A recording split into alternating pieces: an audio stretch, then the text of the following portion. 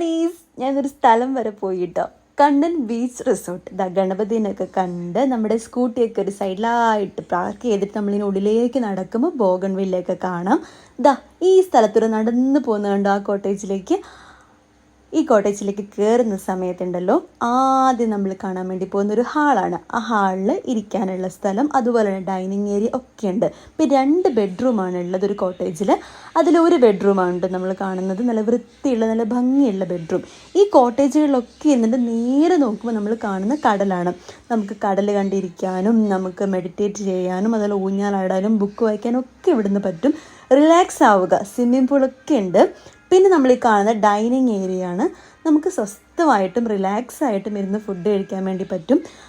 അതുപോലെ തന്നെ ഒരു ആൻറ്റിക് ആയിട്ടുള്ളൊരു ഡിസൈനാണ് ടോട്ടലി ഉള്ളത്. നോക്കിയൊക്കെ ഇവിടെ നല്ല ഭംഗിയുള്ളൊരു സാധനം വരാനുണ്ട്. നോക്കിയൊക്കെ എനിക്ക് ഭയങ്കര ഇഷ്ടപ്പെട്ടു ഇത് കണ്ടിട്ട്. ഒക്കെ കാട്ടിത്തന്നു